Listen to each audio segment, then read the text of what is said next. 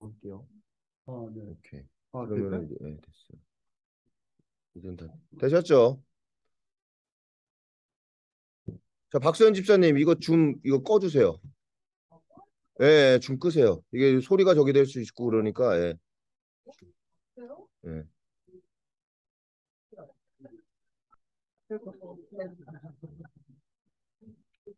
호기심으로.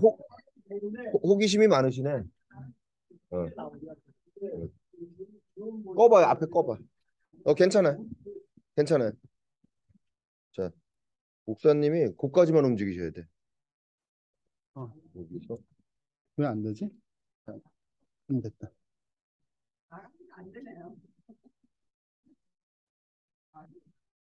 이게 클릭해가지고 여기 돼 있어. 됐구나. 될 거야 이제. 아니 이제 하면 돼. 그래? 네, 해봐요. 이쪽으로 있는 아니 이걸 이렇게 볼 필요 있나? 상관없어요. 잠깐만요. 아니 해요. 됐다. 그래서 오케이 됐어요.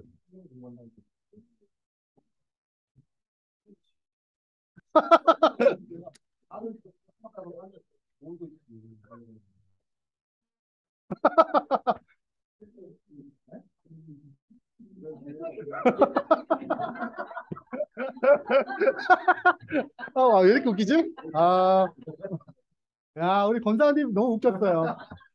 저분 누구야? 장로님이야? 네, 감사합니다. 네. 네. 어, 저기, 자, 이거, 몇안 남았는데. 목사님, 응? 권사님 정확하게 말하는 외국인이에요. 제가 또 그런 기는 또 밝아요. 그냥 기가 좀 어두운데, 그런 기는 또 밝아요. 또 재밌는 그런 건 잘 타요.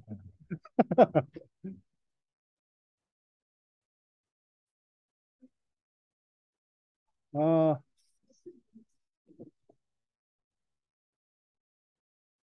네.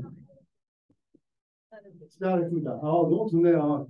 계속 4주 동안 여기서 하겠습니다.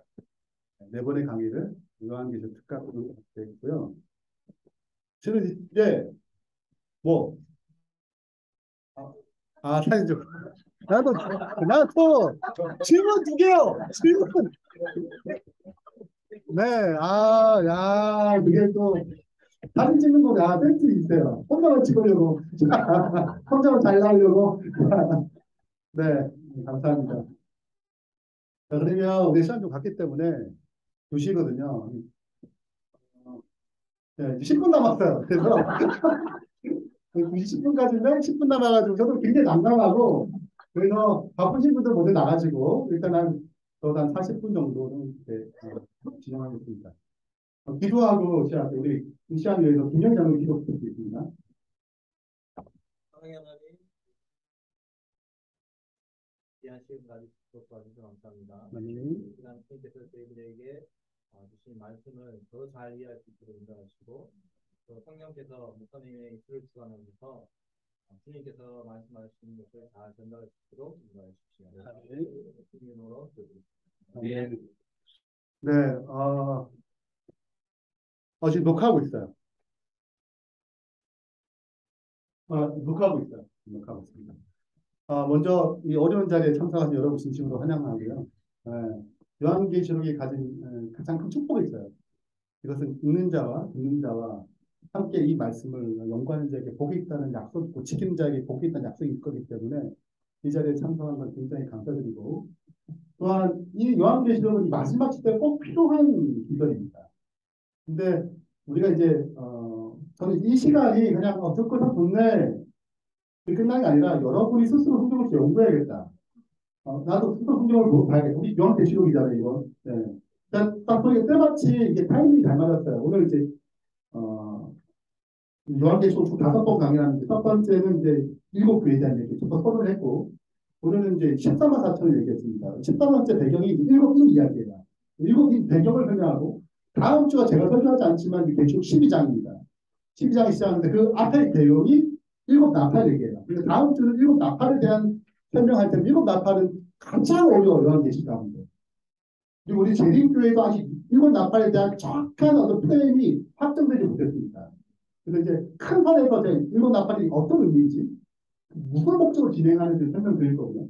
그 다음에가 이제 세 번째 안식일의 아마겟돈 전쟁이라는 얘기예요. 누구는 아마 겟돈 전쟁 아니냐? 우스갯소리죠. 무슨 말인지 아마도 겟돈 전쟁이다 이런 얘기하지만 아마겟돈 승부의 전쟁이고 요한계시록 기본적으로 90% 이상 언어가 다 구약과 신약에 다릅니다. 어떤 언어도 기본적으로 배경을 갖고 시작해요. 제가 이제 요한계시록을 설명할 때 이 시간에 그 모든 배경을 설명할 수 없습니다. 제가 예전에 강의했던 성경을 가르쳤던 한 7개, 이거 하나 한 7개를 이제 정리해가지고 축약한 거예요. 네, 그러니까 왜냐하면 다룰 내용이 너무 많거든요. 이 하나가 나오기 위해서 어떤 배경인지 다 설명을 해야 되는데 그걸 최대한 추적하고 가장 중요한 흐름만 일곱이 이런 흐름이구나. 일곱 나팔은 이렇게 흘러가는 거구나. 이런 흐름만 잡아도 앞으로 묵상하거나 계시록 이해하는 데 크게 도움이 되리라고 생각됩니다. 그래서 이제 그 아마겟돈 전쟁할 때는 계속 12장부터 시작해가지고 배경이 계속 12장부터 시작한 배경이거든요. 그 배경을 좀 설명하고 그 다음에 이제 계시록 제일 마지막 이상의 끝장은 도도사님 설교하세요. 그래서 17장부터 20장까지에 대한 설명을 하면 이제 네 번의 특강을 통해서 요한계시록을 한 번 더 가장 중요한 핵심을 건드린다고 생각합니다. 제가 부탁드리는 거는 이제 여러분 계시록을 묵상을 하실 때 우리가 새로운 낯선 곳에 가게 되면 다 어색해요. 어디 가는지 잘 모르겠고 저희가 어디고 여행 가면 누가 필요해요? 안 되잖아요. 인사 필요하죠. 가이드가 필요하죠. 근데 내가 거기 산다 그러면 한 1년 정도 살면 익숙해져요. 제가 벨레에 6년 전에 왔는데 처음에 바뀌어가지고 이게 어떻게 돌아가냐 몰랐거든요. 한 6년쯤 가니까 이제 벨레가 익숙해져요. 어떻게 가는지 아는 것처럼. 계시록 똑같습니다. 여러분 계시록 접해야 익숙해지고 어렵지 않아요. 계속 안 접하면 계속 어려워요. 성경이 어렵다. 너무 많이 안 접했어요. 너무 낯선 거야. 성경 계속 접하면 익숙해지고 어느덧 길이 보입니다. 그래서 이 시간에 이제 가이드 같은 역할을 하는 것이고 여러분이 또 그 가이드를 통해서 좀 익숙해지는 경험 요한계시록이 좀 가깝다, 친근하다, 굉장히 흥미롭다. 요한계시록처럼 흥미로운 책이 없어요. 성경 전체를 가르쳐서. 왜냐하면 이게 상징과 비유로 가득 차 있거든요. 말은 이해가 되는데 무슨 뜻인지 모르는 거죠. 네. 그래서 이 시간에 그런 어떤 작은 열쇠들을 발견하면 좋겠습니다. 자, 오늘 내용은 계시록의 중심, 그리고 7일이에요. 예수님께서 모세에게 처음으로 성막을 계시해 주었습니다. 이게 모세에게 준 계시물이에요. 하늘에 있는 성소의 제도를 이 땅에 보여줬습니다. 그리고 모세가 이렇게 이제 성막을 줬는데, 자, 이 성막, 이동 시간, 그리고 솔로몬 때 성전이 된 것입니다. 이동하지 않아요. 자, 이 성전은 여기 이렇게 번제단이 있고, 물두멍이 있고, 그러니까 이제 성소 뜰이고, 여기가 이제 성소예요. 성소는 두 칸이 나누는 성소가 있고, 지성소가 나눠져 있습니다. 그렇게 이제 들어가서, 보일지 모르겠지만, 여기가 촛대, 여기가 떡상, 그리고 분향단이 큰 공간이 있어요. 그리고 언약궤가 여기 있죠. 자, 이 성소는 뭐의 청산이라고? 하나님께서 선과 악의 대쟁투에서 어떻게 선이 이길 것인지를 추적한 내용입니다. 그러니까 여기 작전실이에요. 무슨 작전실? 하나님이 승리의 필승 방법을 여기에 다 담아놓으셨습니다. 사단과 전쟁에서 어떻게 이길 것인가? 어떻게 내가 하나님의 그 백성들을 다시 확보할 것인가? 그래서 마침내 저 나라에 들어가게 할 것인가? 그 모든 전략이 이미 개시가 된 것입니다. 그리고 이건 모형이잖아요. 모형.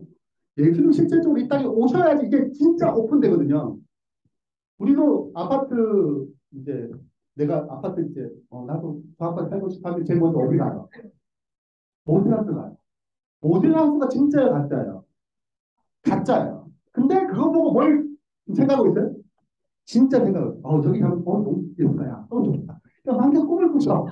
네. 전 한 번도 안 해봤어요. 꿈을 꿀 수가 없었어. 자, 근데, 그게 이제 가면 이제 기대가 있잖아요. 저렇게 하면 좋겠다. 야, 뭐 몇 평이더라. 뭐 이렇게 생각하면서, 야, 뭐 A형, B쪽이 좋더라. 뭐 삼각형이 좋더라. 뭐 이런 얘기를 하면서, 야, 몇 층이 좋더라. 이런 얘기를 하면서 이제 춤췄다고 이렇게 하잖아요. 근데 그걸 해도 좋지만 더 기쁜 게 언제예요? 그게 당장 내가 실제로 어떻게 될 때? 거기 살 때예요. 근데 구약은 그냥 모델하우스예요. 저기 살고 싶다. 저렇게 살면 좋겠다. 이렇게만 한 것입니다. 모형으로. 예수님이 이 땅에 오셔가지고 뭐가 된 거예요? 실체가 된 거예요. 이 모형이 실제가 된 거예요. 실체가 된 거예요. 그것이 예수님께서 이 땅에 오심으로 드디어 뭐가 된 것입니까? 모델하우스 아니고 이제 뭐가 되었어요? 네, 실제 하늘의 성전이 실제적으로 진행되는 것입니다. 이때가 진짜 본격적인 하나님의 전쟁, 작전실이 가동이 되는 거예요. 계시록은 그걸 보여줍니다. 그래서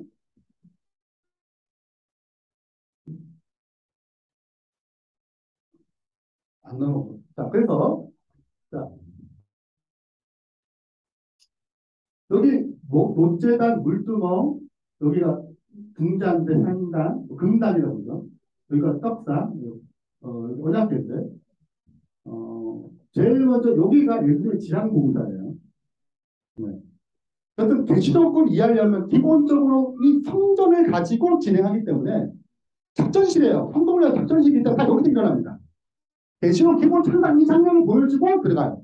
성전을 보여주고 들어갑니다. 그러니까 구원과 승리를 위한 하나님의 작전실이기 때문에 기본적으로 계시록을 이해하려면 이 성경의 구조를 이해해야 돼요. 자, 이 노틀단의 예수님의 뭐죠? 십자가의 죽으심을 의미하죠. 네, 그리고 물두멍은 이제 손과 발을 씻는 것입니다. 정결 예식이에요. 그래서 예수님께서 이 땅에 오셔가지고 침례 받으시고 십자가 죽으신 다음에 부활하셔서 실천하는 것입니다. 이렇게 하늘 복도 들어가는 거예요. 다 포상이에요. 예수님께서 이 땅에 오셔서 무엇 하실 것인지를 미리 보여준 것입니다. 그래서 여기서 이 지상 공사를 승리하셔야 피가 있어야 어디 이 사역을 들어갈 수 있거든요. 그러니까 이것은 승리의 기초입니다. 사단과 싸움에서 뭐 하셔야 돼요? 여기서 승리하셔야 돼요. 십자가의 죽으심으로 우리의 죄를 해결하셔야 됩니다. 자, 그리고 이제 지상 공사 끝나면 어디 가셔야 돼요? 하늘 공사. 계시록은 요걸 기록한 것입니다. 요거를 기록했어요. 근데 모든 재산 하나 여기를 기초로 해요. 그러니까 재산을 기초로 진행하기 때문에 이게 만들어지면 그 다음 하늘 공소가 열린 것입니다. 자격을 얻은 거예요. 그래서 하늘 공소 공소가 진행되는 거예요. 이 진행하는 장면이 계시록에 쭉 나타나 있는 거예요. 자, 그래서 제 첫 번째가 제 첫 번째 여러분 보시면 제가 노트에 해놨는데 그죠? 첫째 보시죠. 계시록 뭐라고 그래요? 네, 잘리는구나. 뭐 괜찮아요. 제가 읽을게요. 내가 본 것은 내 오른쪽 일곱 별의 비밀과 또 일곱 금쪽대라 일곱 별은 일곱 교회 사자요. 일곱 표대는 일곱 교회예요. 교회예요. 이 일곱 표대가 뭐라고요? 일곱 교회예요. 실은 완전한 교회고 그 당시 일곱 교회뿐만 아니라 각 시대에 걸쳐서 일어나는 일곱 교회 시대가 있고 동시에 지금도 이 일곱 교회에 속한 교회들인 것입니다. 우리도 이 일곱 교회 하나에 속해 열린 교회로 이게 가장 우리 교회가 비슷해 이게 느껴지는 것입니다.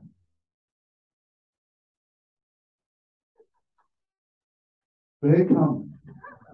우리야 너가 와서 굉장히 기뻐요 목사님이. 네.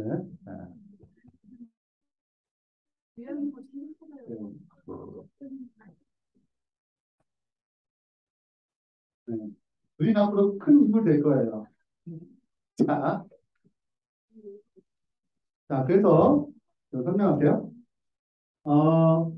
일곱 폭대가 이게 뭐예요? 일곱 개요. 그러니까 예수님이 제사장으로서 뭘 하시는 것입니까?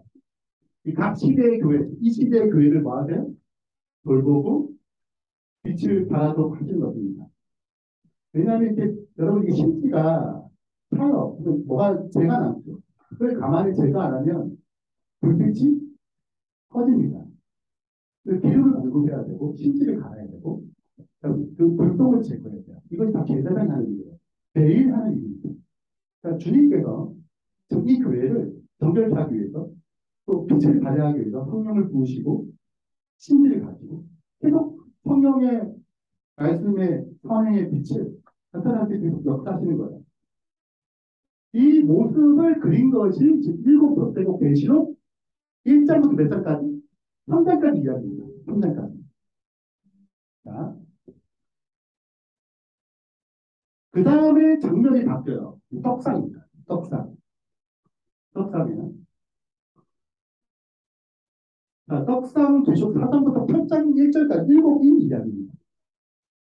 이 떡상의 이야기, 떡상 보좌가 이렇게 펼쳐지면서 뭐가 열리냐면 특별한 일입니다. 내가 보좌에 앉으신 오른손에 두루마기에 안파를 벗고 일곱 인으로 동하였다. 그 일곱 인으로 동하니 그 하나씩 떼면서 이게 일어나는 게 일곱 인 이야기예요. 이 장소가 어디 장소인가? 이 떡상에서 이루어집니다. 설명은 이따 할 거예요. 자, 일단 흐름하죠.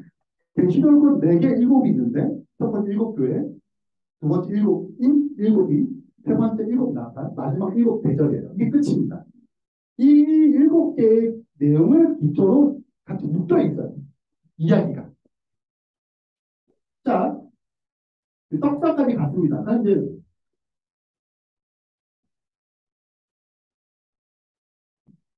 네, 그 다음에 분향단입니다. 자, 이게 지금 다 한 공간이 있잖아요. 한 공간이 있어요. 이 세계가요. 그래서 그 분향단은 7나팔입니다. 여기 보니까 2절을 보면 내가 봄에 하나님 앞에 7천사가 서 있는데 7나팔을 받아요. 요 나팔 얘기는 다음 주 책강에 있습니다. 천사가 향로를 가지고 향을 가지고 제단불 그 번제단이 제단불을 담아 땅에 쏟으매 우레와 운동과 번개가 질게 있어요. 자, 그러니까 이 7나팔의 시작은 분향자는 어떻게 향을 마음으로 쏟음으로 이야기가 시작돼요. 제사 드리는 시간이 있거든요.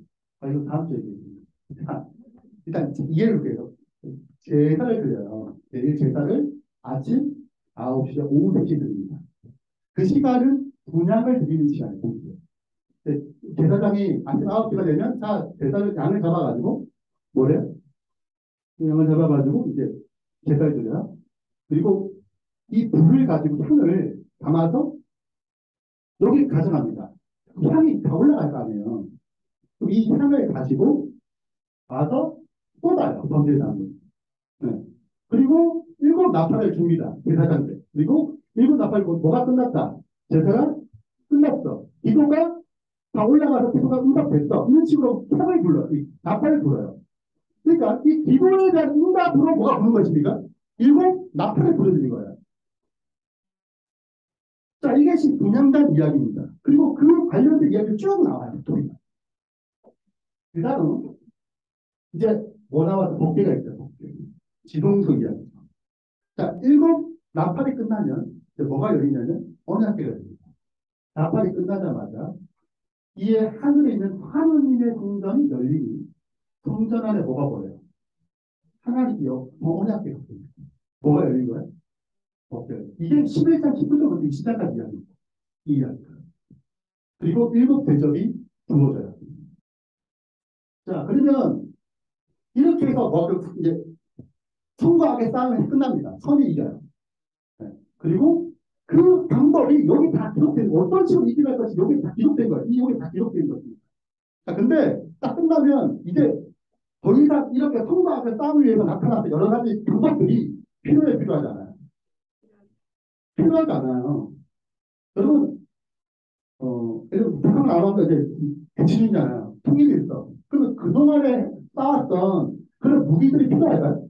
필요하지 않겠죠. 각기 다르잖아요. 똑같이 이 전쟁이 끝나면 더 이상 작전이 필요 없어요. 뭐가 필요 없어요? 성전이 필요 없어요. 그러니까 21장인데 끝났습니다. 그러니까 내가 뭘 보지 못해요? 예, 지금 계속 보았단 말이에요. 이제 다시 보지 않아요. 왜? 뭐가 끝났으니까. 전쟁이 끝났어. 박정식은 뭐가 필요해? 이제 전쟁이 끝났는데. 다시는 성과하게 싸움이 있지 않아요. 그러니까 뭐가 필요 없어요. 작전지는 끝납니다. 다음부터. 이렇게 해서 계시록은 진행합니다. 그러니까 계시록은 중심이 하나님의 성전을 중심으로 예수님께서 성과하게 싸움에서 선이 이기도록 이끌어가는 과정이에요. 그리고 그분이 중요한 것처럼 이 교회를, 그 백성을 승리케 하실 것입니다. 이것이 계시록의 전체 흐름이에요. 제가 제일 첫 번째 계시록 표기할 때 이 얘기를 드렸습니다. 자, 이제 일곱인 이야기입니다.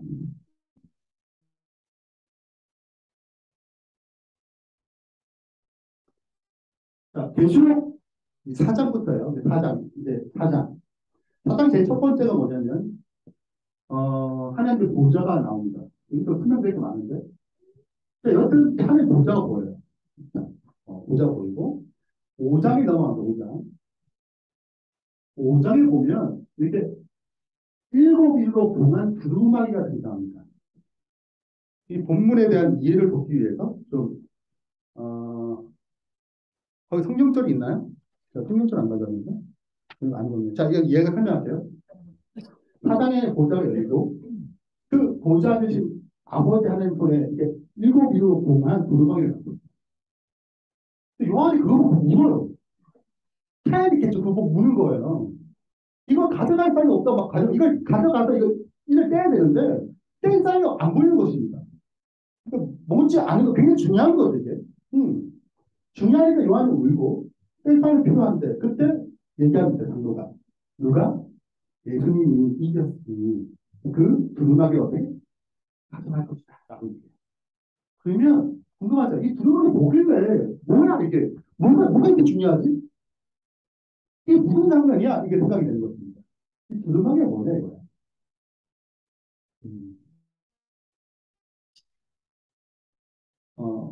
예수님께서 이제 이 땅에 오셨을 때 그분을 뭐라고 부르냐면 메시아 그리스도. 그리고 그분이 뭐가 될 분이에요? 다윗에 이어서 뭐가 될 분이에요? 왕이 되실 분. 자, 근데 아담이 이 땅에 태어날 때 하나님은 다스릴 권세를 줬습니다. 누가 왕이에요? 이 지구에? 아담이 첫째 아들이죠. 아담에서 하와에서 나오니까 아담이 가장 맞입니다. 그리고 맞이에게 뭘 줘요? 장자권을 줘요. 통치하는 권세를 주는 것입니다. 자, 아담이 가졌어요. 다스리는 권세를. 그 사람으로 다스리는 거죠. 섬기고. 자, 아담이 누구한테 범죄자. 사탄에게 범죄 유혹받아가지고 범죄하게 되죠. 그래서 뭐가 넘어갔냐면 장자권, 통치권이 넘어갔습니다. 자, 통치권이 넘어가게 되면 누가 이 땅 임금이 됐어요? 네, 성경은 사탄이 이 세상 임금이다. 이걸 다시 뭐 해야 돼요? 되찾아와야 되잖아. 되찾아와야 되잖아. 근데 되찾아오기 위해서 이 하나님은 그 되찾아오는 것이 무엇인지를 이스라엘 역사를 통해서 보여주는 거예요. 왕들을 세우므로. 그래서 왕을 딱 세우면, 왕을 세우면, 왕이 딱 될 때, 그에게 주는 것이 있어요. 하나 기름 붓고, 또 하나가 뭘 주냐면, 율법서를 등상을 줍니다. 그러니까 왕이 되면 기름과 멸류관을 받지만 뭘 받아요? 두루마기를 받아요. 그때 두루마기입니다. 두루마기를 받아요. 이게 뭐예요? 율법서예요. 언약서입니다. 율법, 법, 통치. 이 법으로 통치해야 돼요. 왕이 되면 이스라엘 백성 하나님의 법의 정신을 가지고 이 통치력에, 이 통치하는 방법입니다. 이걸 가지고 통치를 해야 되거든요. 자, 그래서 그가 왕위에 오르거든. 이 율법서의 등사본을 레위 사람 제사장 앞에 책에 기록하여 평생 자기 옆에 두고 읽어 그의 하나님 여호와를 경외하게 들어보면 이 율법의 모든 말과 그 이들 그를 지킨다. 왕을 해야 되는 가장 중요한 거냐면 이 율법을 계속 읽어야 돼요. 가까이 해야 됩니다. 이거 뭐죠? 무슨 정신으로 이 세상을 다스려야 돼요? 이스라엘 나라는 하나님의 통치 원리로 다스려야 돼요. 그래서 왕은 꼭 받는 게 언약서 율법서입니다. 이건 꼭 뭐예요? 통치를 하겠다. 통치력. 통치의 방법, 통치의 원리로 다 담겨 있습니다. 근데 아담이 범죄해서 하나님 통치가 잃어버렸고 다윗 왕가들이 줄줄이 성공하지 못했어요. 다 뭐였어요? 실패해서 바벨론으로 포로 잡혀갔어요. 자, 그러면 뭐가 뺏긴 거예요? 그래서 이사야서는 봉해졌어요. 뭐가 율법이 봉해졌다고 해요. 더 이상 통치하는 힘이 의미가 없어요. 의미가 없어. 그래서 봉해졌다가 다윗에서 누가? 그리스도 그분이 이겼으므로 뭘 받는 거예요? 통치권을 받는 거예요. 통치권. 근데 봉해졌잖아요. 왜 봉해졌어요? 이대로 실천이 안 되니까 의미가 없는 거죠. 왜 봉해졌다가 이제 받았으니까 이 봉한 걸 뭐 하실 거예요? 이거를 푸실 거 아니에요. 자, 그러니까 보세요. 봉한 거를 다 풀면 어떻게 될 것 같아요? 여러분 생각에 봉한 걸 풀면 어떻게 될 것 같아요? 자, 이게 통치권 이게 봉해져서 쓰지 못하잖아요. 이걸 다 떼면 뭐가 실현되는 거예요? 통치가 실현되는 거예요. 그 하나님의 통치가 완전히 실현되는 그때 악이 다 원래 이제 통치가 되면 악을 처벌하거든요. 그 왕가가 되는 가장 첫 번째 일이 자기를 반대하는 자들을 처리하는 것입니다. 왜냐하면 그들이 반대로 통치를 침해할 수 없거든요. 그러니까 가장 먼저 솔로몬도 처리하고 그리고 왕들이 되는 사람들에게 처리를 하는 것입니다. 그러니까 하나님의 통치에 거절하는 자들은 어떻게? 참여하지 못해요. 그들이 나와요. 그러면 누구만 남아요? 하나님의 통치를 원하는 자들과 그 통치를 실현하는 왕만 남는 거죠. 그때가 언제예요? 일곱이 다 떼지는 그때가 언제예요? 예수 재림하는 날. 자, 그래서 완전히 통치가 실현되는 날이 재림의 날이에요. 자, 이게 굉장히 중요합니다. 근데 일곱 번째 이는 예수님이 재림하는 그 장면을 잠시 고요했다고 얘기해요. 이따 더 설명드릴게요. 자, 그러면 두 번째. 그러면 이는 하나씩 떼잖아요, 이제. 이를 떼는 과정 뭐예요? 자, 생각해보세요. 자, 이를 다 떼면 예수님이 뭐 하는 날이에요? 재림하는 날이에요. 그러면 이를 하나씩 떼잖아요, 이렇게. 이를 떼면 뭐예요? 이게 뭐예요? 뭐 하는 행위일까요? 이를 떼는 행위가. 자, 실은 이를 뗄 때마다 일이 생깁니다. 일을 또 기다려면 문이 7개인데 문 안에 뭐가 있는지 잘 몰라. 근데 문을 열었더니 뭐가 있어. 뭐를 보시고. 그러니까 7이 하나씩 될 때마다 이까지 무슨 일이 있는 거예요. 이 일은 자, 일이 될 때마다 무슨 일이 생기냐. 이거는 무엇 이야기, 무엇을 보여주는 거야. 자, 이 백성을 어디로 데려가야 돼요? 그분이 재림하신 날로 데려가야 되잖아요. 그걸 맞이할 수 있도록. 십사만 갖다 펼수 없는 우리가 그 오실 때 설 수 있도록. 그러니까 이 인들은 이 땅에 일어난 역사들은 마음의 과정이에요. 예수님이 재림하실 때 말도록 준비하는 과정이에요. 그러니까 첫 번째로 말게 나오는 이 하나가 뭐냐면 하나님께서 이 백성을 뭐 하겠다는 거예요? 재림을 준비할 수 있도록 하겠다는 거예요. 그래서 인때는 과정은 하는 백성들을 준비시키는 과정이에요. 그분의 통치에 순종하고 재림의 날을 맞이하기 위해서. 이것이 인때는 내용이에요. 그 여러분이 이럴 때뭐 흰말 나오고 붉은말 나오고 검은색만 청색만 나오고 뭐 이런 모든 내용이 딱 한 가지 기억할 거지. 다 여기에 집중하셔야 돼요. 이 모든 것이 모여가지고 뭘 준비시키는 거예요?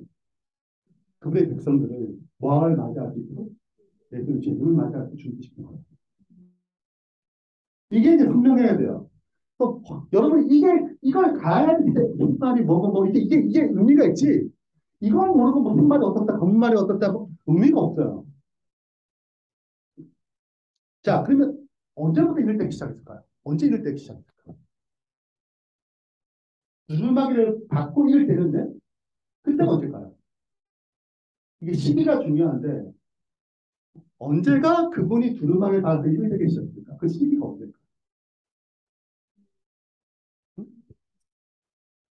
네? 뭐 저건 얘기는데 자신은 없는 것 같고 뭐만 얘기를 하는 것 같아. 언제?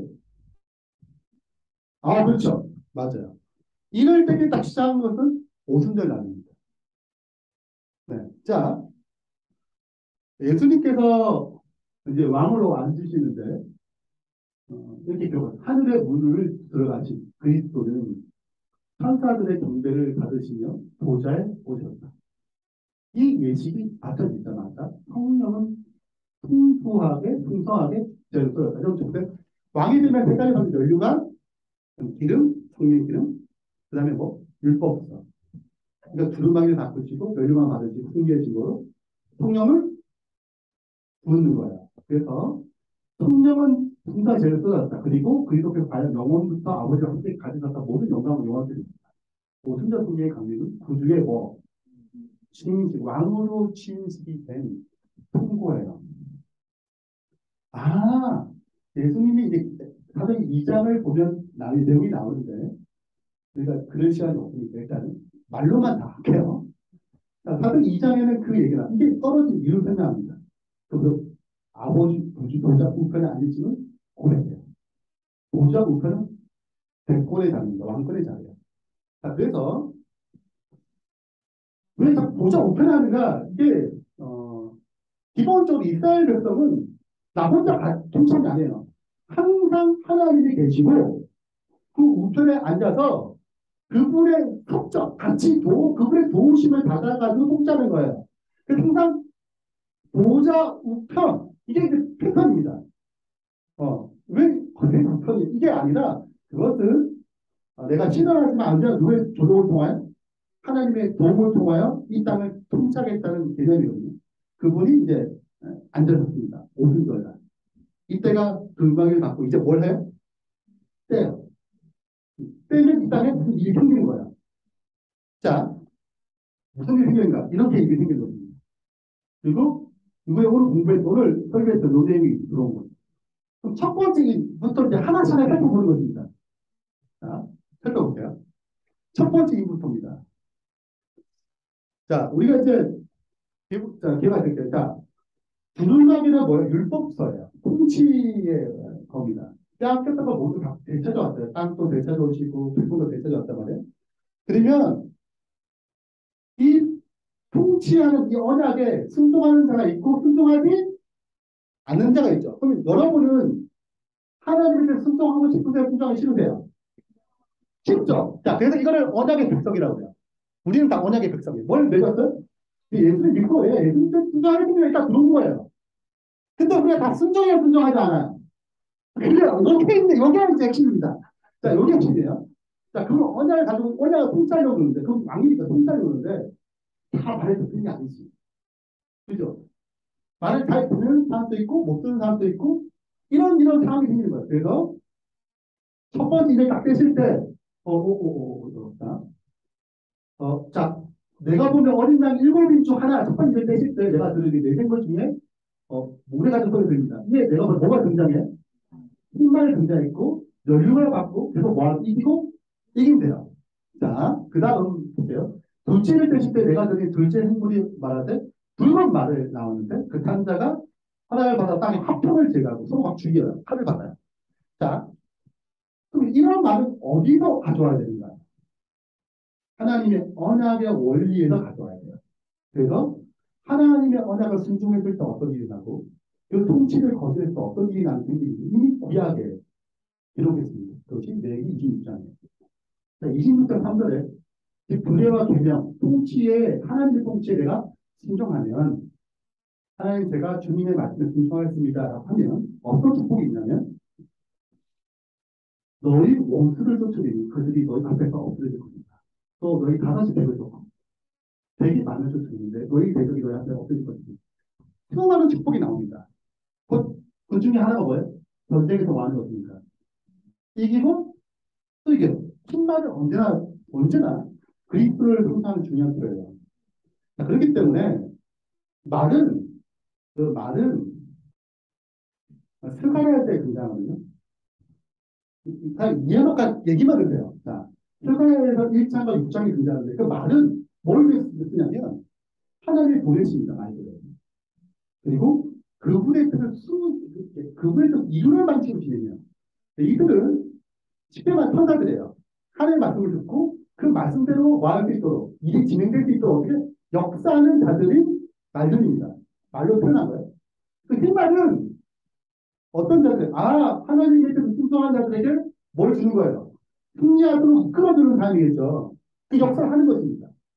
그래서 초대교회에 지진 나서 베드로가 막 나오기도 하고, 복음이 막 성령이 부어져 귀신을 쫓아내게 하고, 많은 기적과 역사가 일어나는 거죠. 복음이 놀랍게 역사했습니다. 자, 그 얘기를 뭐로 표현한 거야? 첫 번째 일을 될 때, 순종한 자에게 오는 가장 선명한 때, 그 사도들이 있었던 초기 교회 시대. 근데 보세요. 지금 또 순종하는 자는 무슨 말에 속해요? 네. 흰마리와 천사가 돕습니다. 여러분 할 때, 순종할 때, 그분이 좋아요. 그 언약에 따라 좋아야 돼. 하나님의 약속에 따라서 돕게 돼 있어요. 약속이잖아요. 누가 책임져야 돼? 하나님이 책임져야 돼. 그래서 돕습니다. 우리의 삶을 도와요. 내가 하나님께 순종하게 되면 역사하는 힘이 있는 것입니다. 자, 그래서 준행하는 이런 축복이 있었거든. 쭉 얘기한 다음에 그 다음에 또 뭐가 있어요? 그러나 충동하지 아니하여 모든 명령을 준행하지 아니하는. 제가 한 통치 듣기 싫어요. 근데 너무 따분해. 너무 억압하는 것 같아요. 하나님 통치를 뭐해? 거절하면 뭐가 따를까요? 저주가 따릅니다. 이거는 하나님의 저주를 내린 게 아니라 내가 저주를 선택하는 거야. 내가 만든 저주입니다. 그래서 그 저주의 상태들이 좀 등장하는데 그 첫 번째가 뭐냐면 내가 너희를 치리니 너희가 너희 대적이 뭐예요? 대적이 패할 것이요. 너희를 미워하는 자가 너희를 다쓸 것이요. 너희 쫓는 자가 없어서 도망하리라. 계속 불안하지. 쫓는 자가 없는데 계속 불안해. 내가 칼을 너희 가져왔다가 언약 어긴 원수를 갚을 것이야. 자, 뭘 제가 한다고요? 합쳐놓은 죄예요. 서로 뭐예요? 싸우고 큰 칼을 받아요. 자, 이건 두 번째 말은 뭐의 결과예요? 언약은 불순종할 때 하나님 통치를 거절할 때 나타나는 결과입니다. 여러분, 하나님 법을 어기면 마음이 편해요, 불안해. 여러분, 죄를 지어도 이 땅에 죄를 지어도 계속 뭐예요? 불안해. 누구지를 보세요. 경찰 온다고 하면 이상해. 그래, 불안해. 그냥 쫓지 않아도 그냥 경찰 지나간다. 나랑 상관없어도 불안해. 무슨 얘기냐면 우리가 말할 때 하나님 법을 어기게 되면 우리 마음에 평안이 없어요. 평안이 없어요. 평안하려면 다시 어디로 가야 돼? 그분의 보일을 피를 뿌려야 돼. 회개를 해야 되는 것이고. 그래야지 마음에 뭐가 돼? 평안이 와요. 그러니까 불안한 상태, 평안을 제가 이유가 뭐예요? 하나님 평안을 안 주는 이유가 뭐예요? 하나님 평안을 허락하지 않는 이유. 불편해야 다시 눈떠 오니까. 다시 언약 가운데 들어오니까. 언약을 순종하고 하니까. 하나님께서 이 백성이 뭐하면, 이 문제가 생기면, 그분의 나라를 준비하려면 이런 문제가 우리가 생길 수가 있잖아요. 그죠? 이렇게 하나님께서 어길 때가 있죠. 우리 마음의 평안을 없어본 적 있잖아요. 그죠? 불안한 거지. 그리고 그냥 사는 거지. 그러다가 뭔가 말씀의 칼이 들어오게 되면 양심의 갇히게 생깁니다. 이거 안 되는데. 이제 다시 돌아가야 돼. 그러면 내 마음이 회복하기 위해서 그리스도를 구하게 돼요. 그러면 그분이 우리 양심에 그분의 표를 뿌림으로 다시 양심이 안전이 옵니다. 그 마음 평안이 옵니다. 그렇지 않으면 계속 분쟁이 생깁니다. 내가 나한테 찌르는 사람을 가만히 둘 수가 없어요. 넌 찔러서 나도 찌르, 응? 남편한테 이런 말을 해. 너는 분쟁이 끊이가 안 되거든요. 가정과 내 삶 가운데서 이게 처리가 안 되거든요. 마음 편이 없잖아요. 그분 인정 없는 거잖아요. 그분이 추억을 채우지 못하잖아요. 그러면 자꾸 내 가시가 힘들면 찌릅니다. 찔러요. 찔러고 후회해야지. 근데 아무것도 안 져요. 이게 내 힘으로 움직이기 때문에요. 그리스도만 이기는 거거든요. 죄와의 싸움은 그리스도가 이기는 거죠. 고백하잖아요. 구원이 누구에 있다? 어린 양에 있어요. 우리에게 구원은 없어요. 죄와의 싸움에서 분노의 싸움에서 분쟁의 싸움에서 내가 이길 수 없습니다. 그걸 지옥에 대처할 능력이 없어요. 왜? 내 감정이 상했거든요. 이 감정대로 처리하고 싶은 거예요. 이것이 첫 번째 율법을 어긴 자의 특징입니다. 특징입니다. 이런 시대가 많았던 것이 이제 17세도 얘기하자면 핍박의 시대입니다. AD 100년 이후에 분쟁이 일어났던 하나님 보통 숨고 도망가려 했던 그런 시대예요. 자, 그러면 좀 이해되시겠죠? 어떤 느낌인지. 자, 그 다음입니다. 세 번째이네요. 세 번째를 됐을 때, 세 번째 승분이 나옵니다. 검은 말이에요. 뭘 가졌어요? 손에?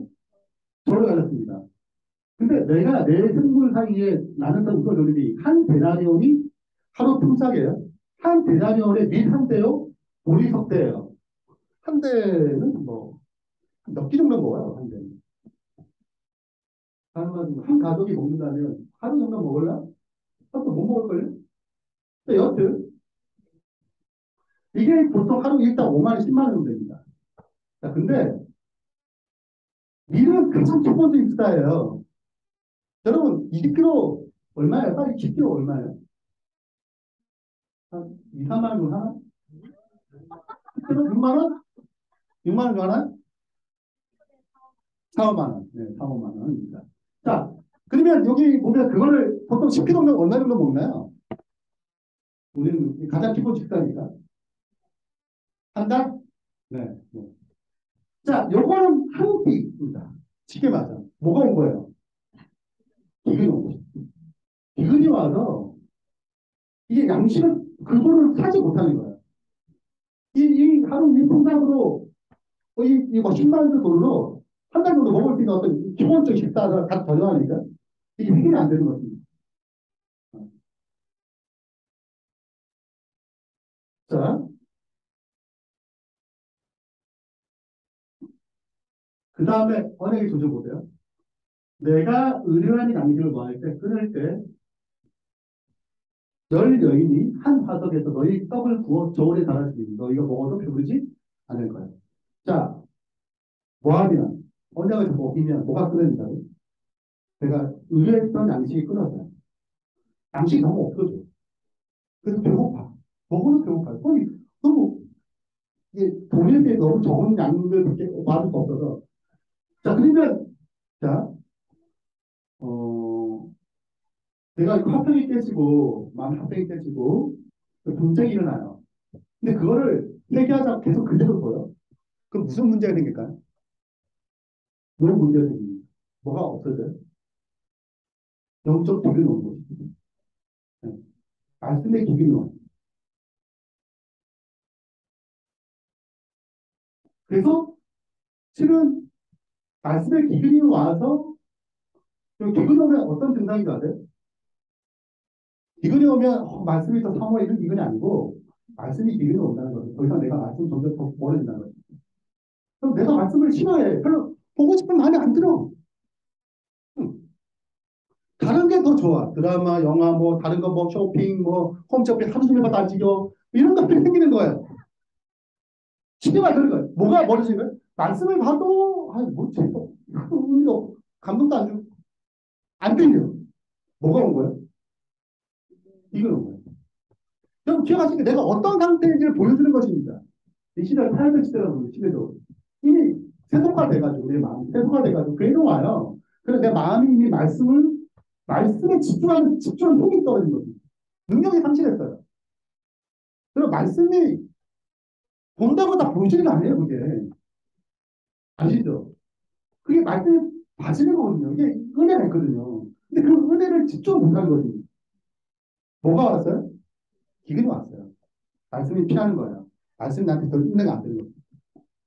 이게 세 번째 상태예요. 그러면 이때까지는 뭐가 아직 감람류와 포도주는 살아있어요. 아직 포도주 구원의 은혜는 아직 떨어진 게 아니에요. 아직 성령의 은혜는 감람류 성령은 요즘 우리 역사에서 어떻게 돌이키려고. 그래서 내가 이런 상태가 올 때 뭐가 있냐면 이런 상태 지속되면 뭔가 허전해요. 이건 아닌데 이건 아닌데 이게 은혜거든요. 그러니까 이게 오면 올라가고 싶은 생각이 드는 것입니다. 누가 역사예요? 성령의 은혜와 구원하신 은혜가 있는 것입니다. 아직까지.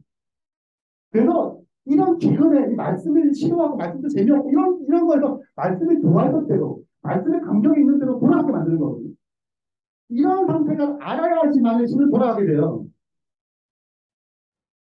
근데 네 번째 태도는 뭐예요? 네 번째 말은 청황대 말이에요. 사망이에요. 영적 죽음이 돌아가는 거예요.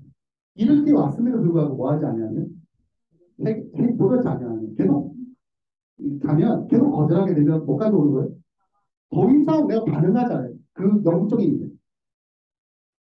여기 계신 분은 절대 여기는 안 해요. 지금 반응한 것 같잖아. 반응했잖아요. 왜? 요한계시록 듣고 싶은 데가 별로 없거든요. 어떤 의미로 굳이 해야 되나.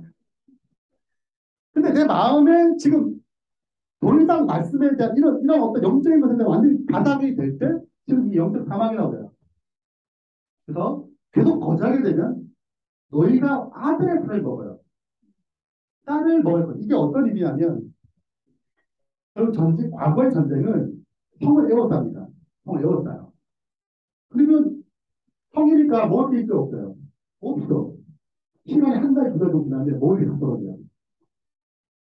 배고프지. 그러면 옆집이랑 얘기해요. 오늘은 내 아들, 내일은 네 아들 먹자. 이렇게 얘기해요. 뭐가 파괴된 거예요? 사랑이 파괴된 거예요. 그나마 이 땅에 살아있는 가장 헌신적인 사람, 부모가 자식을 베푼 사람이에요. 근데 자식을 따먹자는 먹자, 걔는 그 먹자. 이 얘기는 뭐예요? 뭐가 파괴된 거예요? 그 사람 가지고 파괴된 거예요. 정적 사랑은 사랑의 파괴예요. 더 이상 없는 것이 자기 입만 남아, 자기 욕심만 남아. 자, 이것이 기본적인 흐름이에요. 기본적인 흐름. 내 20절, 내 20, 내 20자. 내 20자. 언약의 복과 저주이야. 자, 근데 여러분 보세요.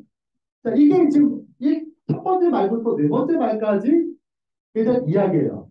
자, 근데 여러분 생각해 아니 하나님 말씀 얼마나 아시에도 잘 지키고 헌금도 잘 내고 친절하고 말씀도 분석도 다 좋아. 근데 일이 안 풀려. 계속 어렵고 고난이 임하고 뭐 오해받고 뭐 일이 잘 안 풀려. 이러면 무슨 해가 됩니까? 이 땅에 살 때. 하나님이 정말 살아계시나? 하나님이 이 언약대로 약속을 지키시나? 하나님이 신실하신 분이라는 과연 그분은 뭐 하시나? 요게 다섯 번째 이야기입니다. 자, 이해되시겠죠?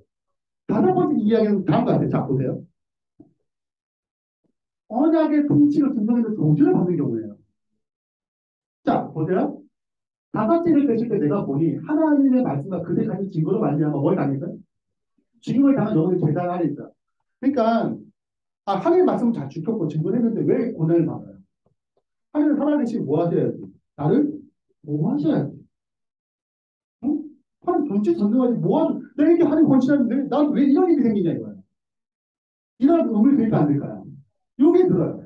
그래서 많은 사람들이 실질적으로 하나님을 믿다가 난 순종했는데 죽었어요. 제 첫 번째 순교자는 누구예요? 아벨이에요. 아벨은 제가 너무 달려갔는데도 형이 죽었어요. 얼마나 억울해요. 난 뭐밖에 없는데. 하나님 말씀대로 순종한 것밖에 없는데 형이 시기 줄 때가지고 동네 죽였단 말이에요. 그 피가 얘기하는 것입니다. 하나님 당신 과연 이 공의는 어떻게 하실 건가요? 원장님 이걸 뭐 해줘야 돼요? 이게 죽으면 안 돼요. 딱딱하게 갈비 미쳐서 막았어야 되는데 이거 허락된 거예요. 허락된 거예요. 이런 일이 우리 삶과도 얼마나 많냐고요. 나는 진실하게 정직하게 살았는데 저 이상한 저 되는 맨날 사기치고 오는데 걔는 잘 돼. 그냥 어려운 것이 이 부분들이 이런 억울함들이 모여서 하나님께 계속 얘기하는 것입니다. 우리가 언제까지 우리가 억울함을 당했잖아요. 한국인이 않잖아. 이걸 언제쯤 하나님 이게 시간 어느 때까지 내가 계속 기다려야 되냐? 언제 주님 이 문제를 이 불공평한 일을 해결해 주실 것이냐? 이게 성도들의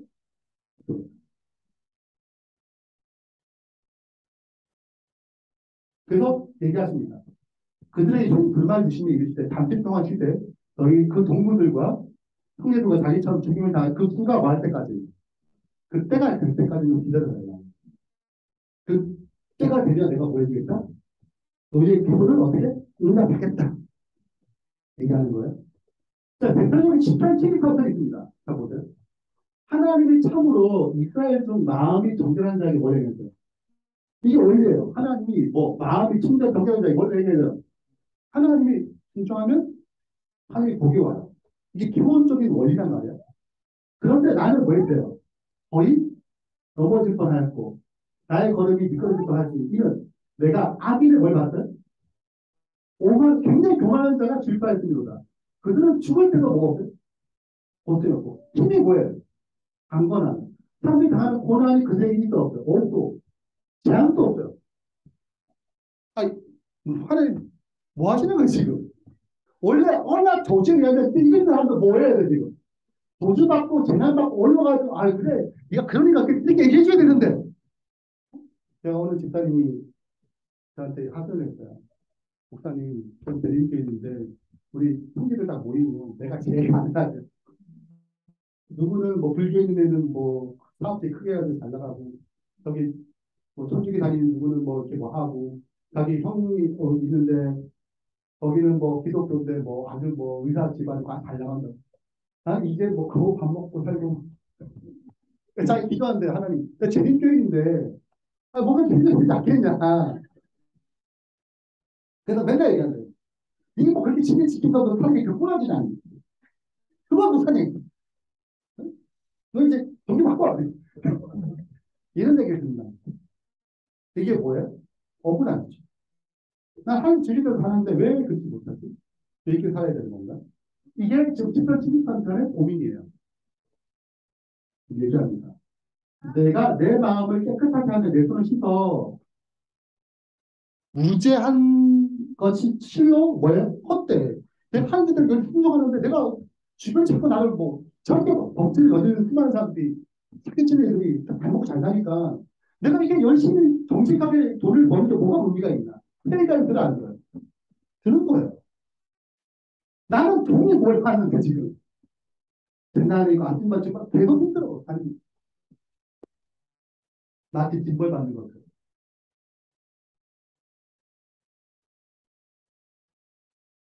근데 나 하나님의 뭐에 들어갈 때 이게 고민하다가 하나님의 풍속을 보여주고 들어갈 때야 그들의 종말을 내가 아 이들이 잠깐 이 땅에서 잘 먹고 잘 사는 것도 보여주시면 마침내 뭐가 있다고?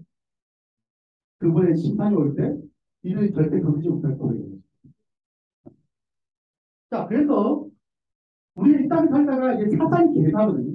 욥이 얼마나 도저하게 살았어요. 근데 사탄이 개입하니까 저주가 임하잖아요. 자녀도 죽고 재산도 안 되고 뭐 사업도 안 되고 우리 이 땅에 살 때 하나님 뜻 가운데 다 잘 되길 바라지만 뜻하지 않게 무슨 일이 생길 수 있어요? 내가 하나님 때 정직하게 살고 친절히 지켜서도 하지 않겠더라고. 누가 개입하는 거? 사탄이 개입하는 거.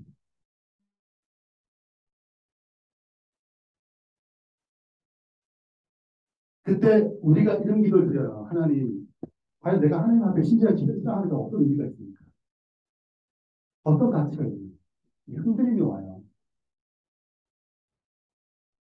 이런 기도가 쌓이고 쌓여서 뭘 기대할까요?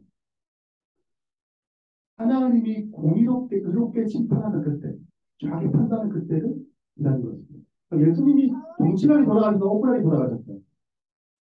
그 피가 하소연하는 것입니다.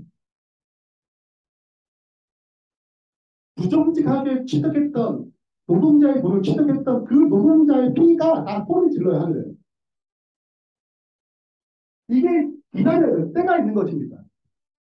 그래서 하나님께 순종한 자의 복이 복비하지만 그렇지 않은 경우가 이 땅에 있는 거예요. 이 땅이 부재한 것입니다. 이 기도를 긴 기도의 응답의 궁극적 응답이 언제예요? 여섯 번째 일입니다. 누가 오실 때? 예수님이 재림하실 때 마침내 악은 어떻게 돼?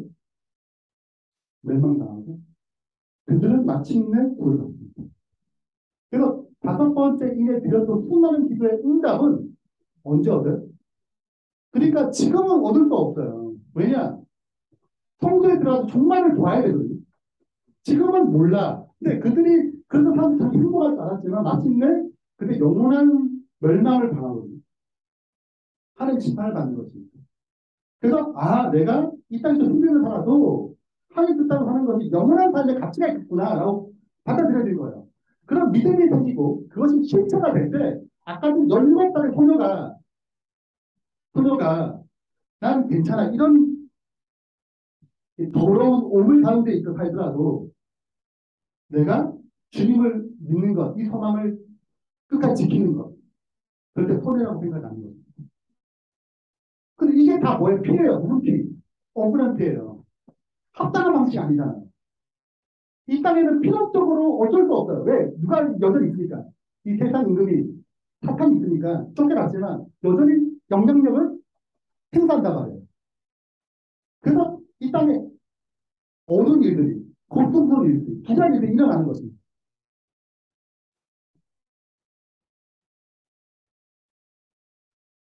자, 여섯 번째는 이 기도에 대한 응답이에요. 다섯 번째 기도의 응답이고, 여섯 번째는 아들 결국 심판하는 것입니다.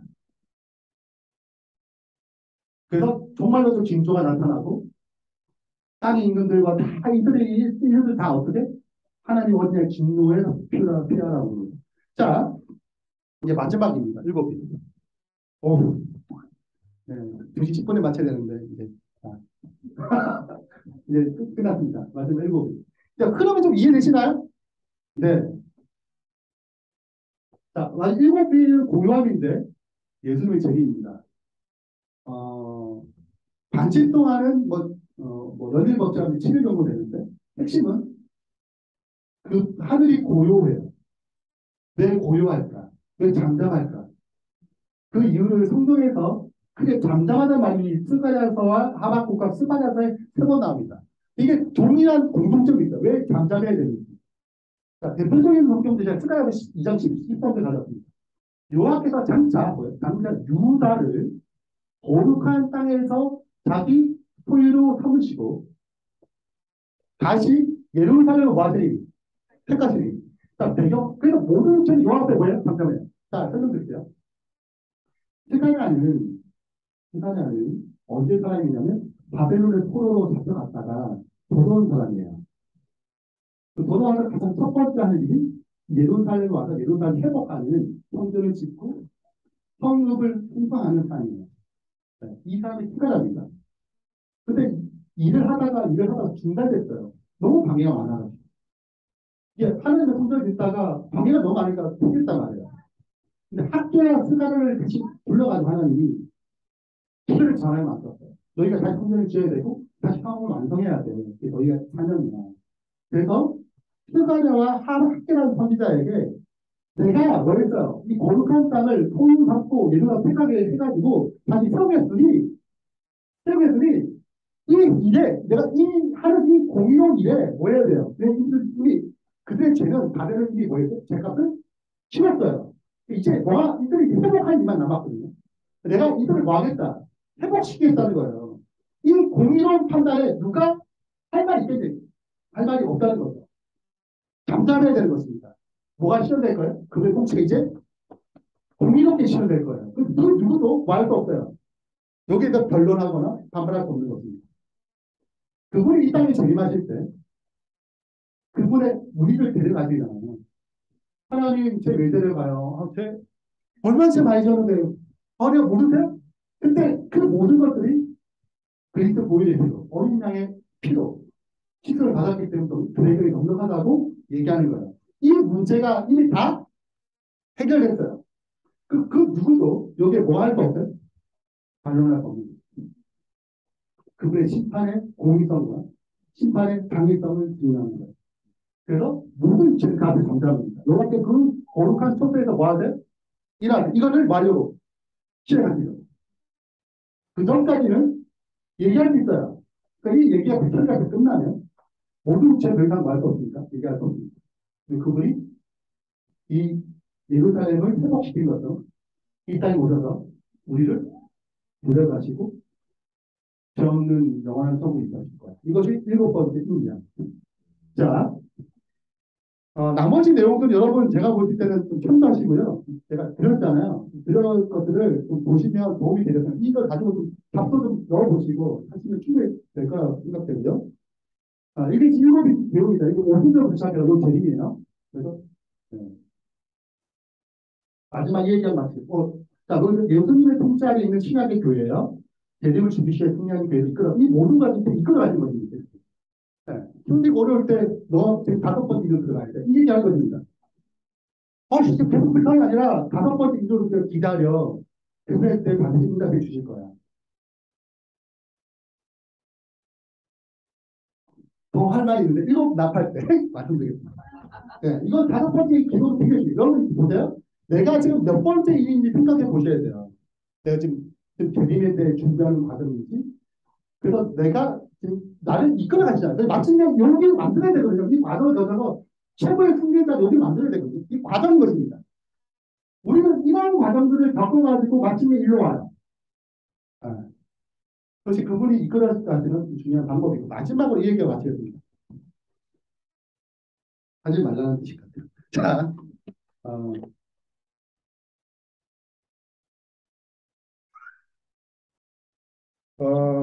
이 장면은 1차 세계대전 미국이 침공하겠다는 그 회의하는 장면입니다. 이 정보전쟁이라는 책이 이제 정보에 의해서 누가 정보를 취득하에 따라서 충분히 결정됐다는 거예요. 여러 가지 예가 있는데 1차 세계대전 제일 첫 번째 서론 이야기예요. 2차 세계대전 미국은 절대 들어가지 않으려고 결정했어요. 아니가 이렇게 우리끼리 싸워. 우리는 고립지. 우리만 잘 먹고 잘 될 거야. 전쟁에 참여할 사람 전도 없어. 이게 미국의 문제였어요. 지금 영국과 독일 싸우고 있습니다. 독일 동맹국, 영국 연합국 이 둘이 싸워요. 우대는 독일이 우세하는 측으로 흘러갔습니다. 근데 독일은 절대 누가 참전하면 안 돼요. 미국이 참전하면 안 돼요. 그러면 이루어지거든. 그러니까 어떻게 하든 이제 독일은 미국을 결단하게 계속 우호적 공격이 됐고 영국이 요청해요. 들어와라. 이게 안 된다. 뭐 이렇게 하는데 미국은 거절합니다. 한 번은 이제 미국에서 그 영국 쪽으로 유럽 쪽으로 가는 배가 그 독일 잠수함 때문에 폭파했어요. 한 100명은 죽었단 말이에요. 어떻게 했어요? 근데 끝나잖아. 그냥 정말 너무 죄송하다. 우리가 값을 치우겠다. 너무 미안하다. 그리고 기분만 좀 상하지 전쟁은 끝나지 않습니다. 그만큼 확보했어요. 근데 이거 하나로 전쟁 참전입니다. 이게 대단한 1차적으로 대단한 중요한 사건이에요. 그게 뭐냐면 독일이 멕시코 이제 자꾸 연합국을 자기도 동맹국을 만들어가지고 이 전쟁을 이겨야 되잖아요. 근데 미국이 참전하기 굉장히 곤란한 거예요. 그래서 멕시코가 협정을 했습니다. 여기 뭐냐면 너희가 미국이 이 전쟁에 참전을 너희가 위에 치고 올라와서 전쟁을 했잖아. 미국이 뭐하지 못하도록 이 유럽의 전쟁에 참전하지 못하도록. 그리고 유럽의 전쟁이 딱 끝나면 우리가 지금 이기고 있잖아. 끝나면 딱 정리되잖아. 그래 미국을 쓸 거야. 그럼 너랑 나랑 표를 먹고 미국의 땅을 갈라먹자. 이게 정보의 내용이에요. 이게 밝혀진 것입니다. 이게 캐치가 된 거예요. 그래가지고 미국이 승전하겠다고 하는 내용이에요. 이 정보가 정말 중요하죠. 이 정보 하나로 미국이 전쟁에 참여하게 되고 전쟁에 승리하게 됩니다. 제가 왜 이 얘기를 하냐면 대실록은 정보예요. 마지막 싸움은 정보입니다. 이 정보를 갖고 있느냐 갖고 있지 않냐가 태도가 달라져요. 그렇기 때문에 엘레나 하이트는 계속 얘기합니다. 이걸 봐야 돼. 왜? 이 정보가 없으면 절대 그냥 어렵지. 그냥 나 먹고 잘 먹고 잘 살다. 이 정도 시장 쓰면 됐지. 이렇게 생각한단 말이에요. 수준을 높일 수가 없어. 그렇기 때문에 이 마지막 대체의 흐름을 봐야지 정말 중요한 시대고 내가 복음에서 헌신해야 되고 이 생각이 전환되는 거죠. 사고가 바뀌는 것입니다. 그래서 우리 이 11월 한 달에 요한계시록에 파묻히는 게 아닙니다. 네, 피할 수 없어요. 그래서 개인적으로 말씀 묵상할 때 좀 깊이 생각하시면서 더 깊이 주님을 만나길 바라고 이 마지막 시대에 필요한 구절이기 때문에 이런 올바른 정보를 취득해서 이 마지막 대행수의 영적인 싸움에 주님 편에서 더 전쟁에 나가는 주님의 칭찬 성들이 많이 말씀하셨습니다. 기도하겠습니다. 하나님 계신 하나님 아버지, 우리를 이끄시기 위해서 하늘에서 놀라운 섭리와 놀라운 방법으로 역사하시니 감사합니다. 구원이 주님께 있고 우리의 회복이 주님께 있습니다. 그러나 우리도 연약해서 주님의 음성과 주님의 돌보심과 주님의 손길을 거절하고 내 뜻대로, 내 욕심대로, 내 멋대로 택하지 않습니다. 주님, 우리 마음을 회복시켜주셔서 주님께 순종하게 해주시고 언약을 이루는 주님께 해주셔서 이 마지막 때 주님 오시는 그날 구원받기에 넉넉하게 그 편에 서기에 결정 없는 분들도 축복해 주시옵소서. 그리스도 이름으로 축원하며 기도합니다. 아멘. 네, 감사합니다. 수고하셨습니다. 네, 온라인 수고하셨어요. 감사합니다. 감사합니다.